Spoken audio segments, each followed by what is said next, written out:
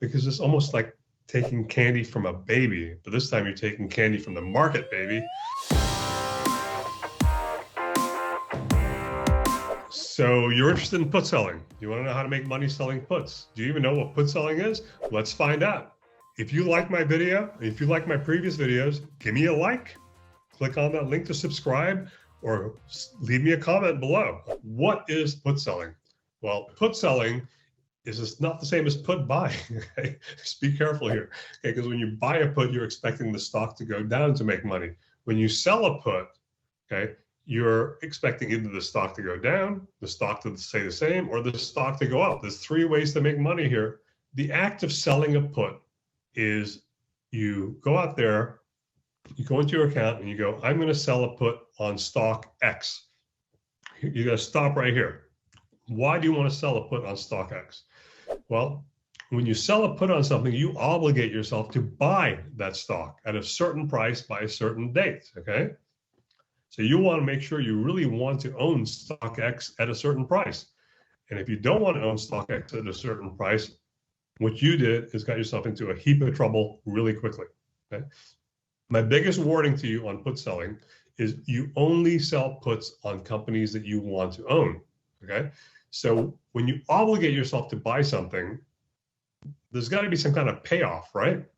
So in put selling, when you obligate yourself to buy something, the market pays you for taking on that obligation, okay? It's called premium, and you get to keep that money no matter what, okay? So markets are saying to you, okay, so you want to buy shares of, let's say, AT&T. So you want to buy AT&T at 25 bucks, it's currently trading at $28. Okay, if you take on the risk of telling me that you'll buy AT&T at 25 bucks, I'm going to give you $2 right now. That $2 is yours to keep. But now you've entered into a contract where you're obligated to buy AT&T at $25. Again, you better want to buy AT&T at 25 bucks. So if you wanted to buy AT&T at 25 bucks, this is a way of doing it and making an extra $2 just for trying. But if AT&T doesn't fall to $25, you still get to keep the $2, okay? And the puts expire worthless. If AT&T goes up, you still get to keep the $2. If AT&T stays where it is, you get to keep the $2. If AT&T falls but doesn't fall below 25, you get to keep the $2. And if it falls below 25 but not below 23, what 23? 25 minus the $2 that you got is 23. If it doesn't fall below 23, you still make money, not as much, but you still make money. So the objective of put selling for me is to make money for taking the chance to buy a stock that I want to buy at my price, okay? And if I don't get it at my price, I get paid just for trying, okay? That's the critical aspect of put selling. So it's actually a very safe strategy if you know what you're doing, because you're gonna rake money in trying to buy a stock that you love at the price that you want to pay. Okay, so let's get into some technical issues with put selling, okay? In order to sell puts, you've got to have not level 1, not level 2, but level 3 or higher clearance in your options account. So this is not for everybody, okay? It might be level 4, I don't know. It depends on your broker, what he calls the levels. This is one of the highest level trades you can make, just below something called naked calls. Don't ever do a naked call, ever, ever, ever.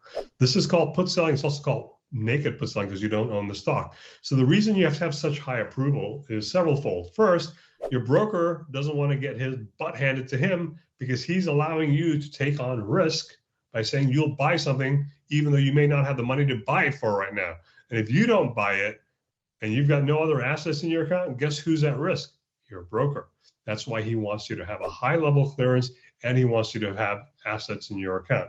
So really, really critical. So you've got to sign a same options agreement, margin agreement. You don't put money up when you sell puts. You can use collateral in your account. This is what makes it so efficient, okay? Or you use margin. For example, let's say AT&T is at 20 bucks a share and you wanted to sell a $20 put.